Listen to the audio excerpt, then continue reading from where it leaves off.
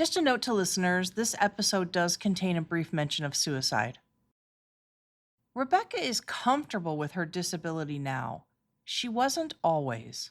My boyfriend went to a different high school and he wanted to have a picture of his girlfriend for his locker. And I had my friend come over and take cute pictures of me. And I'm like flipping through the pictures and I found one that I thought was cute. But when I looked at it, I was like, ugh, my legs look so paralyzed in this picture.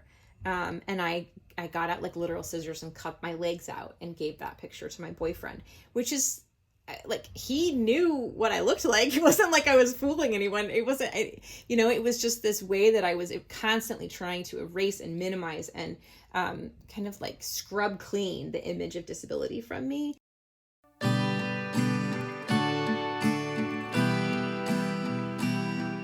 Welcome to In This Family, presented by Nexus Family Healing. I'm Dr. Michelle K. Murray, President and CEO. Rebekah Taussig is many things. She's a writer, author of a memoir called Sitting Pretty, and the author of a children's book, We Are the Scrappy Ones. She's a former teacher, she's a wife, and a mom to Otto. He's 5. And Rebekah is one of 70 million Americans living with a disability. In her case, cancer at a very young age caused her to be paralyzed from the waist down. She uses a wheelchair to get around.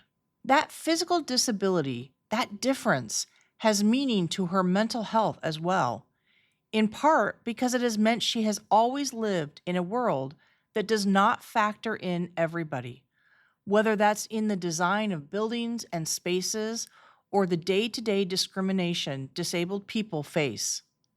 That is a lot to deal with constantly. It shaped the effect that depression had during Rebekah's younger years, and it shaped her experience with postpartum depression after Otto was born. But Rebekah has done a lot of work understanding what disability and ableism mean and what they don't mean for herself, for her family, and for society. Welcome to In This Family, Rebekah Taussig. Thank you so much for having me. I've really been looking forward to it. I do definitely want to talk about some family stuff, but I want to maybe start, I think, first to kind of kick off and really hear like your philosophy of disability. Oh, thanks for kicking it off with that framework. So I would say at this point, the way that makes the most sense to me is to think about disability as the experience of one body or mind being some sort of mismatch with the world as it has been built. And I think that definition makes the most sense to me underneath this like sprawling definition of disability. If we're going to have a word that's going to describe everything from like paralysis to cancer to epilepsy to traumatic brain injuries, how do we capture something, or how do we use language to capture such a broad experience? And I think to me, what makes the most sense is to look at that relationship between a body and mind and the world around it, the environment around it. So it's not so much about something located within a specific body or mind, but it's a relationship. It's in context, which really follows what we would think of as the social model of disability, which looks to environments, which looks at the experience of disability more than like an individual impairment. So as I sort of started to shift that thinking of just the word disability, I think that sort of came along at the same time that I was learning about ableism and trying to grapple with what that word meant. To me, ableism is about the way that we build the world around us. And that could be physical structures, buildings, but it could be sort of expectations in a workplace or a school. It could be assumptions that we make about people as soon as we hear their speech or cue their white cane or whatever it is. So the constructed world around us, the social norms and the built world around us, being built to accommodate a quote unquote like normal or typical body, and pushing all the others of us on the outside of that typical, prototypical normal, pushing us all out to the edges in one way or the other. Didn't you have kind of a shift at one point from, I think, was it graduate school, maybe? that was a huge shift for me. And Yeah. what was the shift from what to what kind of expanded that for you? Or Yeah. what did it expand into at that point?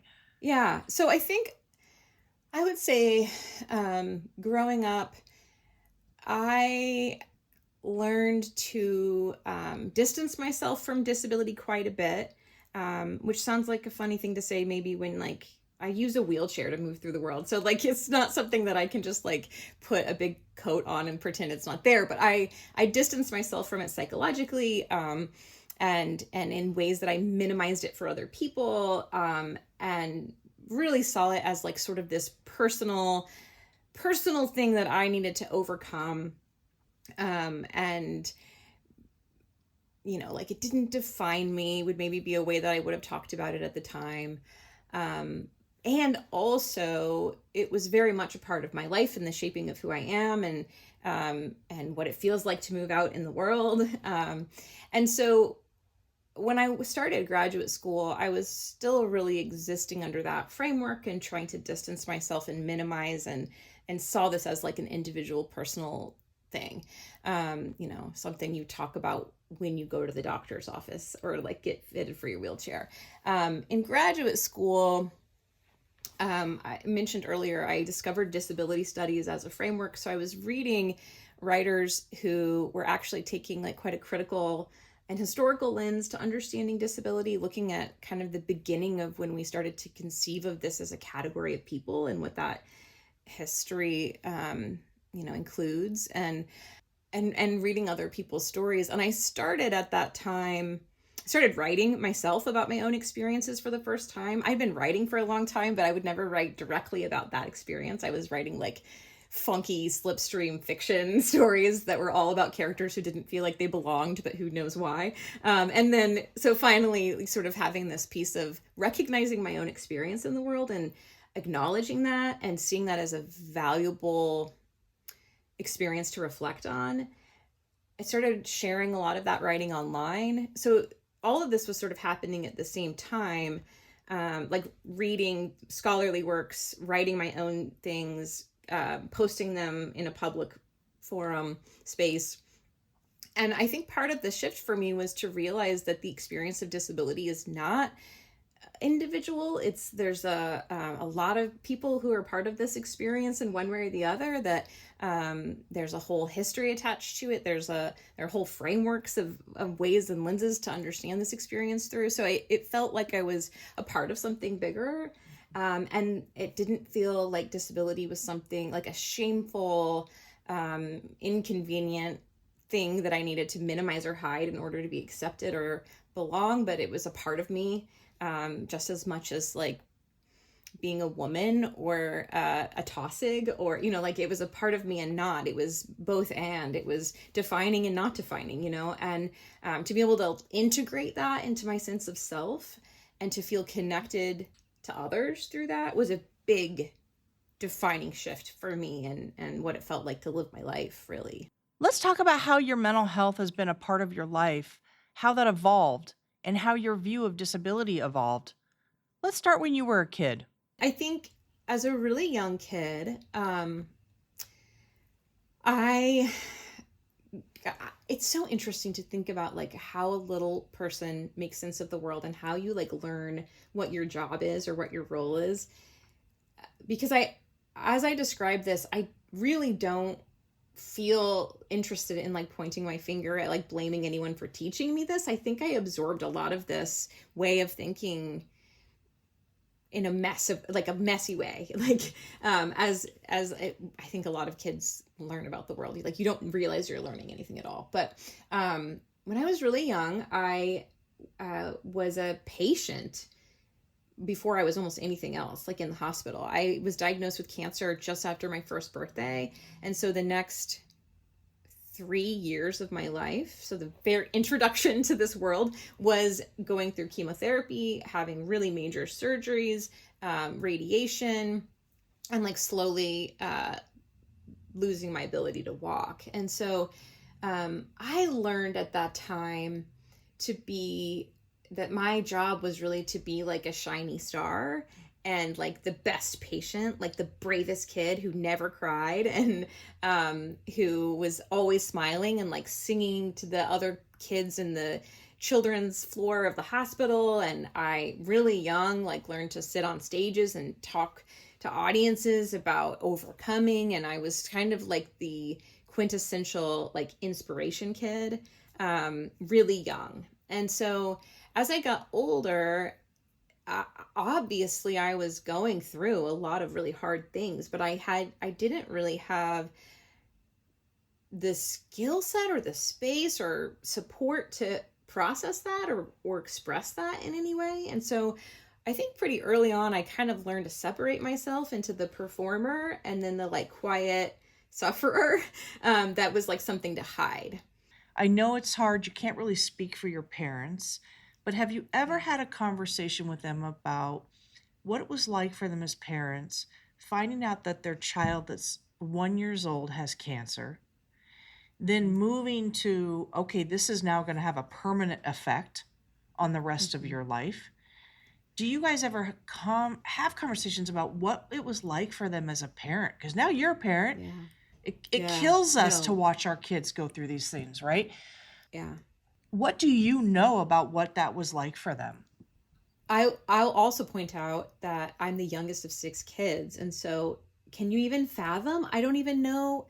I cannot imagine what it took to survive that.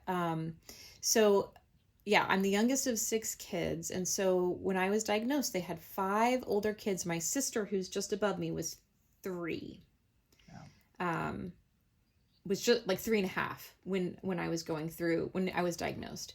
And I'll tell you, just to give a picture of this that was incredibly eye-opening to me, I have, my parents have like this giant box that's just filled with medical records and like photographs, like medical photos of me from that time. I don't know why those were taken.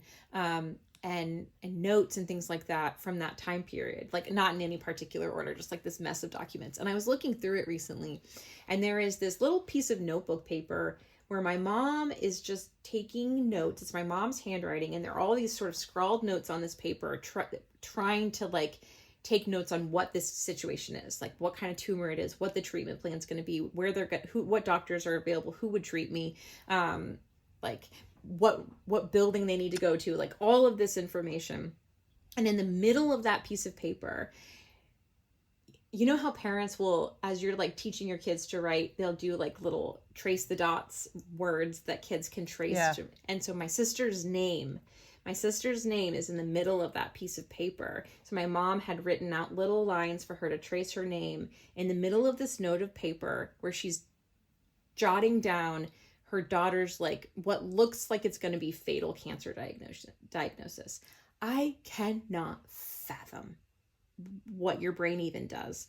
And so I know for sure that the tool that my parents relied on really heavily that I think worked really well for them was their faith. And so they had a really strong faith narrative about trusting God, and they had a very supportive church community that were calling all the time to check in, and had like prayer vigils that they would do. Like they had a really strong support system through that. But the faith narrative, the faith story that they told was very strong. It was kind of unrelenting. It was there wasn't much room for anything else. And I think that was I think it worked to get them through that time. And I think it was messy, because I think that's part of the reason why I never learned to grieve anything or to recognize loss, because we were, like we had the story, and God was in control, and God was good. And so whatever happened underneath that kind of curtain of protection was God's will, and we could trust it, and the end. And then that kind of, as I lived and survived, that kind of turned into a story that was like, well, God kept her alive. She's a miracle. And if she can be joyful in this wheelchair, then you can't be joyful. And you're, like it kind of turned into this other story. And that story kind of ultimately crushed me a little bit. Yeah. And so we've talked about that a bit over the years. And I think, I honestly, like from where I am now, and especially with my one child, I can't imagine how I would survive that. Like, I think you got to reach for your tools. And that was the tool, and that's how they got through. And I think, I think maybe one of the more important lessons is like just continuing to stay connected and repair what you can after the fact. And honestly, of all the ways you could do it, I mean, like all the coping mechanisms or potential harms on the other side of whatever tool you use, I think that's a pretty good one. Even as I want to acknowledge, it also was kind of crushing. So yeah, it's both the both and. Well, I think I'll also say, I would say like in my 20s, I'm 40 now. In my 20s, I think I did have a stage of feeling a lot of resentment and anger about some of that, and feeling like, why didn't you, or how could you not? And I think as I've gotten older, there's a part of me that also thinks like, does anyone go through something like that unscathed? Like, there's going to be some damage, and we're just going to have to deal with some of that damage, and maybe we got through it as best we could. Can you just say a little bit more specifically what you mean by some stuff that you were angry about? Yeah, my mom literally wrote a book called Rebekah's Story. Oh.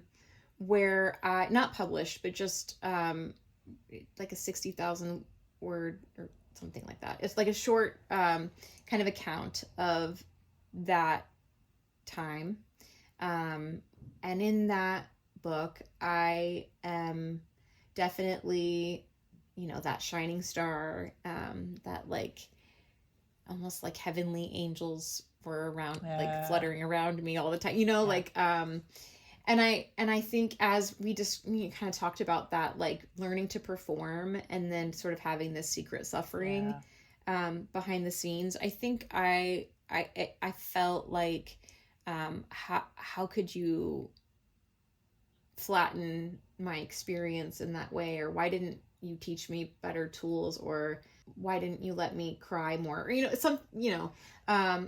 and as I've gotten older, I just don't think I don't think that there was any like plan to like not let Rebekah cry, like that was never the plan. I think it was all about having tools that worked well and wanting to pass those on to me. As you grew up, what happened with your experience with depression? That kind of got worse as I got older, and when I was in high school, I think I was probably experiencing like quantifiable, I don't know if that's the right word, but like clear depression. I really struggled to get out of bed. I was missing a lot of school, and I was just really, really struggling. I don't think that my family really knew what to do with that or how to make sense of that. And so I didn't kind of bring up this story first because I don't quite know how to talk about coming out of that, or why I did, or how it resolved. I think it wasn't like there was some clear solution. I didn't ever like go to a therapist. I didn't start medication. I did get into a marriage really young that just like completely imploded, and we had this huge like 600 person wedding, and then like within less than a year we were divorced. So like things weren't going great. After I got out of that marriage, I think a lot of things changed in that I was no longer playing the role of like shining star. I grew up in a family that was like really conservative Christian, and like divorce is not an option sort of community. And so to really kind of rip apart the script that I had been performing in, maybe that was part of what started to move me in a healthier direction. So after I got a divorce, I moved into my own place for the very first time in my life, and I lived in this little apartment, and was kind of, in some ways, like figuring out who I was for the first time.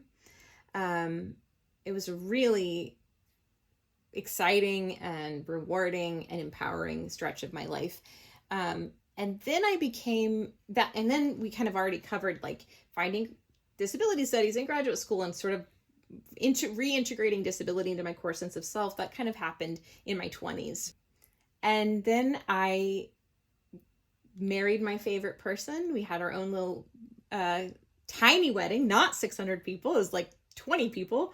And then I got pregnant and was really nervous about becoming a mom, but also excited. And I think at that time, because I had sort of just within the last 5 years, like reintegrated disability into my core sense of self, and was writing about that so much more, I was really excited about what it would be like to embody that role as a parent and think about it in a really creative way. And we get to do this differently than most families, and isn't that cool? And I was excited to write about it. When I was pregnant, I was really into the idea of like this pregnant woman sitting in a wheelchair, and sort of like the confrontation of these typical ideas of motherhood, and really resisting that just in my body. And that was cool. And then my son was born. And what happened then? I spiraled really hard. I had experience with stretches of depression, but it was really much darker than anything I'd ever experienced. And I guess it feels worth noting that at the same time, so my son was born in May of 2020. So right during the pandemic. Yep. There it is. Yep. Right during the pandemic. And my husband had actually been diagnosed with cancer the week after we found out I was pregnant. So he was going through cancer treatments through my pregnancy and after my son was born. So we were like in it. That's and a I lot. have to think, yes, it was a lot. And I think I knew intellectually it was a lot at the time, but I don't know, when you're in it, I was really struggling. And in my mind, I had a whole story of why I wasn't a real mom. And it started like the second day of my son's life. He cried a lot, as babies often do. I think he might have been on the high end of that spectrum, but he cried a lot. And the only thing that would soothe him was his dad bouncing and pacing him around the house, bouncing and pacing and bouncing and pacing. And I literally couldn't do that. And so I would just, oh my gosh, I'm like feeling it in my body right now. I over and over and over again, I would have this hold on to this baby that I couldn't soothe, and I would have to hand him over to his dad, who could soothe him. And I think that kicked off something in my brain where I was like, I can't do the most basic function of this job I'm supposed to do. I'm not real. I'm an imposter. And I started to really almost like I was a little detective looking for clues to reinforce that story. And so I was just kind of stuck in my own little COVID universe. We didn't go anywhere. And my baby cried all the time, and I couldn't soothe him.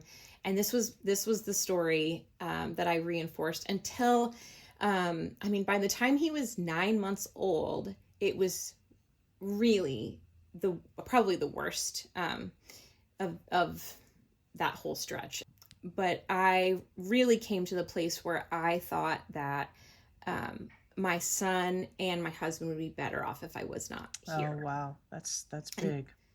Yeah. And I specifically remember this one night where my husband was helping my son he was giving him a bath, and they looked so perfect and happy together that they almost looked, it was like I was watching an ad for like Johnson's & Johnson's baby soap or something. And I was like, that is perfect. They are perfect.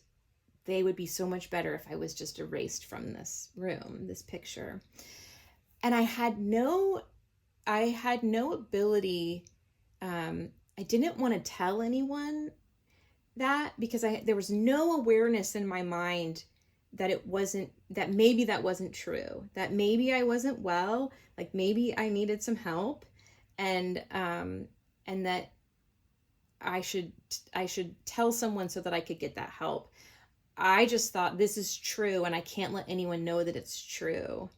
And in my mind, when I think back on that stretch, and this is where you can tell me, and you can give me your insight. But to me, I think I think there was maybe some amount of postpartum depression going on, and that how my brain answered that or made sense of that was to create a very rigid story to make sense of it, and it was a story that kept reinforcing itself and kept me really isolated, and so it was like this awful merging of like postpartum depression and internalized ableism. And it's really odd now when I go back, like just before we got on this call, I was looking at old voice recordings that I had recorded of him and me from when he was like a year and a half old. And I was like, these two people are so bonded and like so obviously connected, and I like this mom, and like I had no awareness of that at all at the time. Definitely in my mind, when you were first describing it, like feeling that immediately, I was thinking postpartum. Mm-hmm. And there's so many, I hope we're getting better at this, but I don't know if enough. A lot of women experience that. Mm-hmm. It can have nothing to do with anything else. It's just the experience with all the hormones and having a baby and going through that. And I don't know if doctors are asking women enough about that after they have their babies to, because you weren't talking to your husband about this while you were experiencing this. I barely did. He was the only one that I would say anything to, but in retrospect, the way I've described it is that I felt like I was talking to him from the bottom of a well. And it was really hard for me to push my words out to reach him. And I didn't talk to anybody else about it. And did he have any concerns about things he was observing, or did he notice you shifting in any way? I think he was concerned, but I think he felt a little helpless as to what to do. And I don't think he would have thought of postpartum depression. I think he was just like, oh no, she shouldn't be thinking this. How can I tell her not to? Like, how can I just tell her, no, that's crazy. Don't think that. Like, I think that's probably, I'm speaking for him now, but I think that's probably how he felt. I want to ask you some more questions about the postpartum. Yeah. When did that shift for you to come out of that? I think it was really slow. I think it took a lot of time. I don't think there was any like abrupt, I think it was a long arc. And I wonder if part of it, I told you I was like that little detective looking for clues. Yeah. And a lot of that was like targeted towards my son's behavior. Like anytime he would like want his dad to do stories with him at bedtime instead of me, it was like, I was just crushed, It was like, see, there you go. He knows I'm not a real, like it was devastating, and it was evidence. And I think at one point my husband did kind of talk sternly with me, and was saying like, it really reinforcing to me, like, your job is to keep him safe and to make sure that he's cared for, and everything else is like whatever, like, are you showing up as a mom? Are you taking care of him? And I think he also said something in there about like, we are going to be with him for the rest of his life. You don't know what this relationship is with him yet. Like, don't decide anything. Like, I think there was a conversation. There maybe was multiple like that, but I remember some of those lines and some of those ideas from him. And recently I found this document where I had written down a few things from that like really dark time in a Google Doc. Like I had enough awareness to say, like, I should tell someone, I'm going to write it on this Google Doc. And the last thing that I wrote in that Google Doc, because I wrote it was like a page and a half of little things that I'd written over like the first year and a half of his life. And the last thing that I wrote, oh my gosh, was about this moment where Micah, my husband, was like throwing him up in the air and then like blowing on his belly or something, like that kind of like playfulness. And Otto was just like giggling his heart out. He has like the best laugh in the world, but he was just like this like eruption of waterfall laughs. And I wrote that every time Micah brought him back up, that he would look at me like, do you see this? Do you see what we're doing? And I even in that doc, when I was still in it, like I wasn't out of that mindset yet, but I was able to recognize that like part of my job was just like to witness his life and be there to see like the joy he was having, even if it wasn't with me. I am getting emotional talking about this. Was just like that there was value in being the cheerleader on the sidelines and just being the witness and relishing in the joy that he's experiencing. And it doesn't have to be, I don't have to be the one that's like throwing him in the air. And that it's like, and again, it reminded me, like, what is my job? My job isn't to be the person that's like the center of his universe that meets every single one of his needs. And I'm his like roller coaster and his like safe bed, like, right. That he gets to experience the world outside of me. And that's good. And I can celebrate that and relish in that. So I think maybe around the time that he was a year and a half old, there were these little tiny nudges into a different way of thinking that I started to look for more and started to recognize more. And honestly, I think part of it also was that some of the things that were harder for me to do were unique to the very beginning of his life. And so I think as he's gotten older, like we go all over the place now, and I'm not afraid he's going to run into the street. Like he is a very aware of cars, more than most people I know. He's very safe, and it's because we worked on that really hard from the time he was little. So I think some of it was these beginning new thought patterns and slowly kind of building evidence to support a different story. And some of it was also that the logistics of our life slowly changed too. And I think that's real as well. So I think on top of postpartum, I also think of you managing your disability, and you aren't maybe going to be the same kind of mom that somebody else is going to be. We all have to come to terms with what kind of mom we're going to be. And you had never gone through this before. Mm-hmm. So when I read your material, it seems like you conquered in some respects who you were with a disability, and the things you could do, the things you weren't going to do, the ways you were going to do them differently because of that.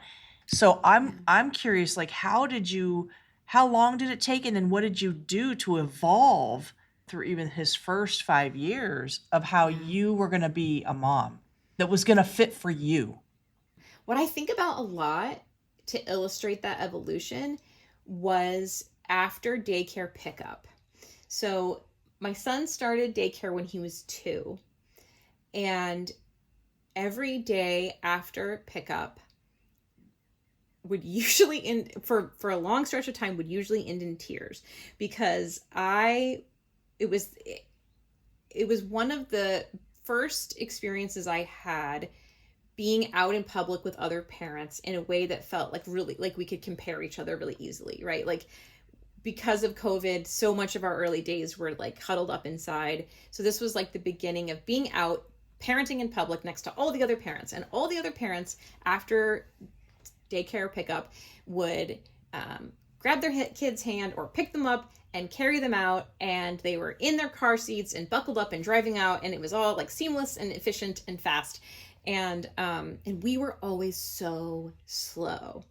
and the path was not straight. We were like zigzagging all around. Like my son, I think part of this is the particular personality of my son too.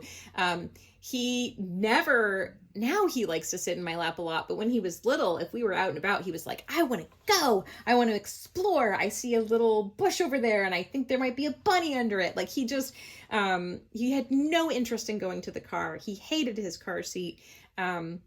We had all kinds of little devices that I would try to put on my chair that he could hold my hand. He didn't like any of them. Sometimes he would go on my lap, but he really, really resisted that. And so it was this frustrating thing where I was like, we have to match these other parents. This is what it looks like to leave the daycare and get in the car. And so slowly over time, I started to recognize, like, one of the things that I think started to unspool was recognizing that we weren't actually in a rush. We didn't actually have to get anywhere really fast. And there was the safety element, like there was the car was right by the back of the school. So there was like this sidewalk we would follow. And I really early on, I had communicated to the director of the daycare, like, I would like another adult to be outside when I'm taking my son to the car so that if there's anything that we need, like a barrier for running into the parking lot, that someone's there. And my sister worked at that school, so she was usually available to do that. Yeah, so we had like the basic like safety parameters in place, but it was embarrassing to have witnesses to how slow we were. And I felt like we should be able to do this faster. So I started to realize that we weren't actually in a rush. And I eased up my fist on like us having to take a straight path from the door to the car. And I was like, you know what? We can stop and look at the ants. And so we're going to do that. We don't have to be home for like 2 hours. So however, like, let's look at the ants and let's, oh, there is a bunny under there. Let's go visit it and be really careful and slow and quiet. Or it would be like, he wanted to show me something in his hand. And so we would have a conversation about that. And then we would make our way to the car seat. And I developed like a lot of snack incentives. And we just like slowly figured out, like, we're going to do this. We're going to zigzag and we're going to do it slow. We will always be the last people out of the parking lot. But I realized that worked better for us. It worked better for him. It felt better to me. It worked within the schedule of our day.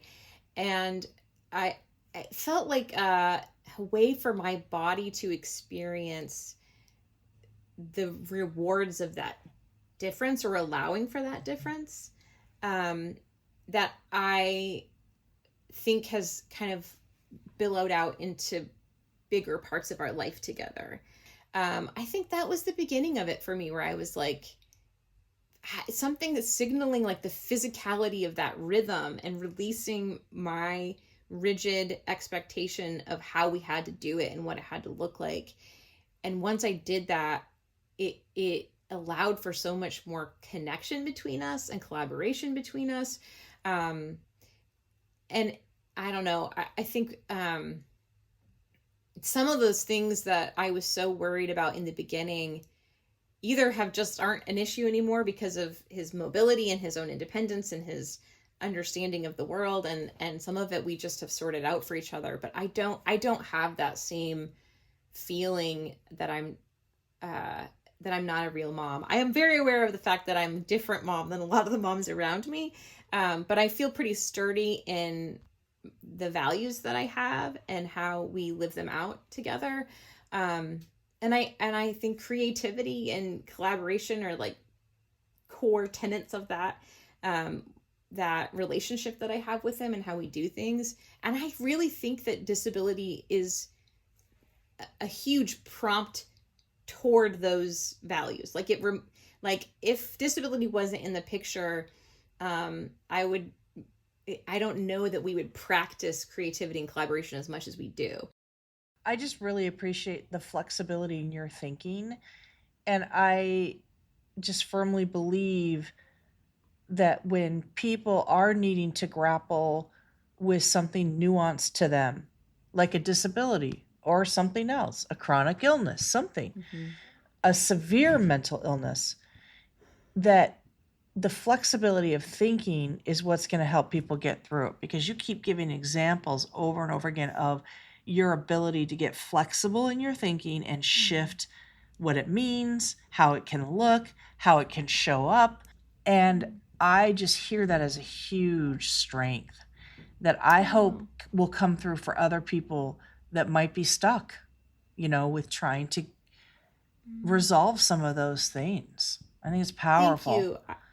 It means a lot to me to have you witness that and name that. I do think that as growing up in this body and becoming very aware of the difference between my own experience of the world and the stories that it felt like other people had about me as soon as they saw me, the assumptions that people had, or, the stories that people would write for me or whatever, like imagine onto me. I do think that made me very aware from the time that I was little that there are many ways to tell this story. There are lots of ways to look at this, and we can shift it and we can tell it different. So I hope that has translated into that muscle that you described. I would like to think of myself that way. So, well, I certainly think it comes through, and I can tell you that what really impacted me in just reading, and why I said I really needed to read this book, is I hadn't thought of disability in that situation where, rather than our society forcing, like, we have to fit into society, we have to figure out how society can change to fit all of us in it. Beautifully said. Well, it was powerful for me, and that's where I see the flexibility in thinking, because we won't be able to have the world shift and accept people into it and how to fit people into it unless we learn how to be flexible in our thinking. Yeah. Yes, absolutely. Because I think the way you described that initially, that these folks on the margins, on the edges, need to figure out how to fit into this system and structure that already exists. I think that's kind of the default way that most people kind of learn to think about disability.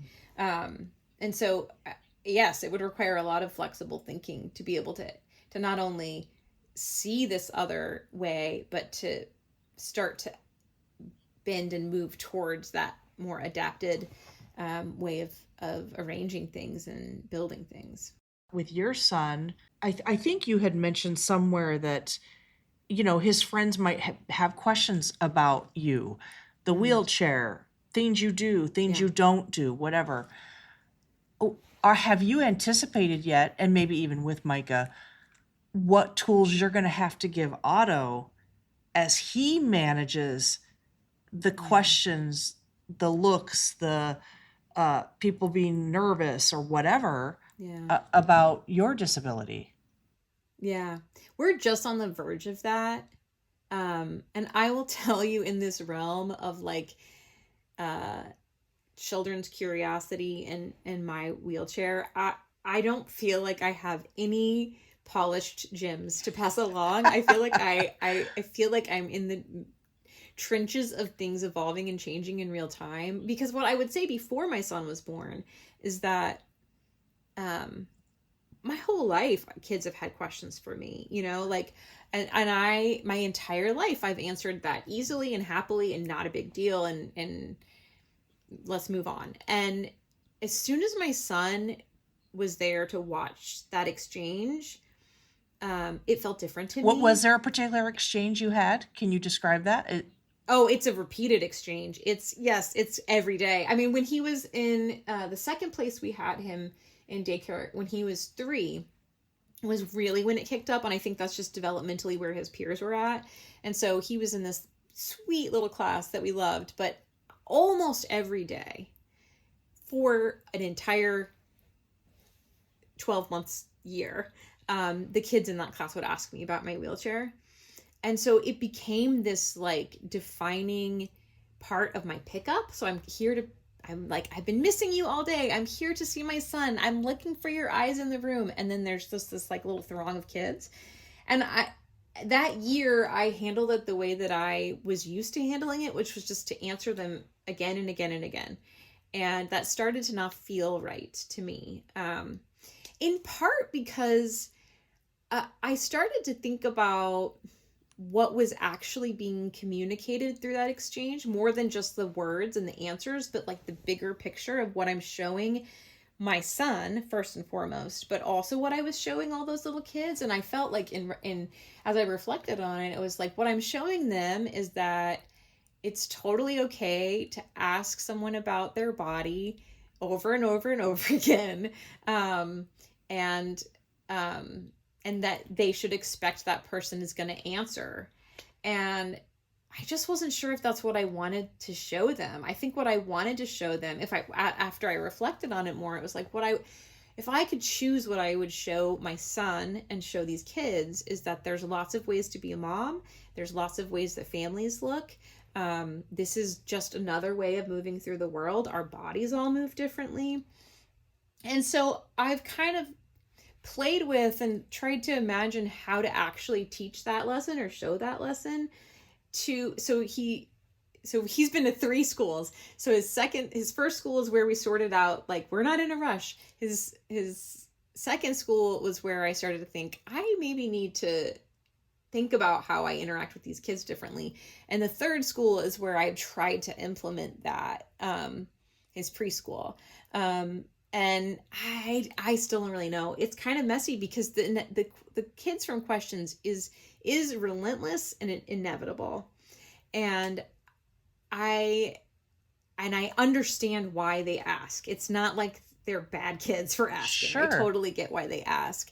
And so I've played with different ways of describing why I use a wheelchair. So when I back in the day, I used to always be like, well, I had cancer when I was a baby and I can't walk. Like that was the way I talked about it. And it slowly evolved to like, this is the way that I move through the world. How do you move through the world? Do you use anything with wheels? What about your car, your scooter? Like I've kind of shifted that conversation. I think also what I would like to do more of is just be a parent in the room more, more familiarity that my wheelchair could be almost as or sort of as familiar to those kids as it is to my own son, who is just like it's just like an extension of his mom. And so I had this one moment. I went to his class to be a reading buddy, so I would just read with the kids and have a different kind of exchange and conversation. And I remember this moment where one of the girls in his class just sort of leaned her elbow on my wheel, and kind of leaned over like it was a part of my lap. And I know people are different about mobility aids and how much they want them touched or not touched, but in that moment it just felt like an intimacy and familiarity and a coziness around a wheelchair, as opposed to like, what is that? Why do you use that? It was just like a familiarity that I really loved. And so your initial question was like how to prepare Otto for that. And I think we're right in the beginning of him even having language himself to recognize or talk about it. So I hope that I can give him some of that framework of like, families have lots of ways of moving and being, and ours is this, and I don't know, like a greater awareness of the vast variety of human families and people. But I do not have a polished gem of an answer that we can like distribute. I don't know yet. It's evolving. Is there any particular advocacy projects that you're involved in right now related to helping those who do live with a disability to get their needs met? I think there's, when you said that last bit at the end, to get their needs met, it's like, whoa, what a broad, there's true. So many different needs, right? Yeah. But I will tell you what I'm really excited about, and I don't quite know. Actually, I have a call with someone this afternoon about this, but to me, in my life experience and interests and skills, and what I know has benefited me a lot is storytelling and self-narration. And so there are a lot of needs that folks with disabilities have, right? And a lot of those are really like concrete, like housing and like transition from high school to adulthood, and funding for healthcare. Like there's lots of needs that this huge population has. But in my experience, one that I find to be rather overlooked and really essential is self-narration and storytelling. And so I just did an event a couple of weeks ago with Kansas City, and that's where I live. And I was invited to be a guest speaker at this event where folks with disabilities, most of them folks with developmental and intellectual disabilities, we just had like a day of storytelling. So I kicked off the day talking about my own story and the power of self-narration in my own life. And then we had this space for people to share their stories, and we listened and received them and then reflected on what it was like to listen to those stories. And it got me so excited about doing more of that. Just creating space for people to, this feels like really abstract language, but like find your voice, right? Like tell your story for yourself.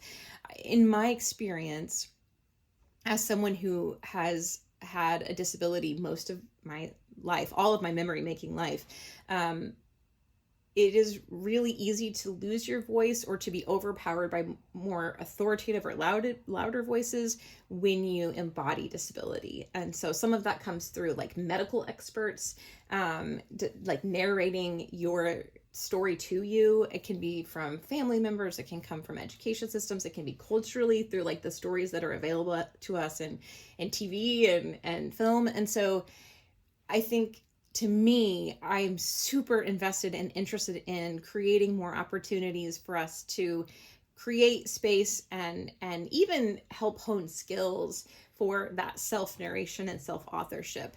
And I'm really curious about how to open up my thinking about that, because I am such a words person, and I'm like, what are the ways, when we're thinking about disability, a lot of people don't have easy access to language. So what are the other ways we could do that with, I don't know, collaging or movement or whatever it would be. So that's really where my heart is. That's great. I have a Substack where I write and try to have writing prompts for people that kind of do some of that work, but it feels like such a, distant sort of experience, because I'm not sitting with people in the room as they go through that. And so I don't know, it's something I'm really excited about and interested in.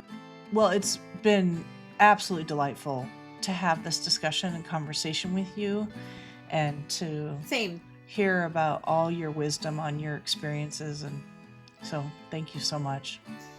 Thank you for having me. I have really loved it. I love I love this, what you're doing in this podcast and the conversations that you're hosting. So thank you for including me. Rebekah, where can people find you?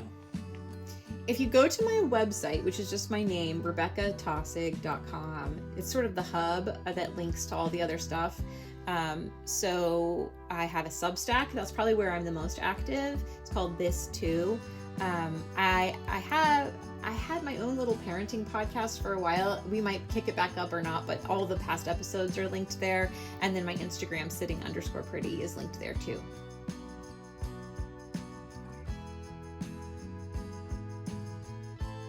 In This Family is presented by Nexus Family Healing, a national nonprofit mental health organization. You can learn more about Nexus and how to support our mission at nexusfamilyhealing.org. The show is produced by John Moe with music from Jeremy Messersmith. If you liked what you heard, be sure to subscribe, rate, and write a review. I'm Dr. Michelle K. Murray. See you next time.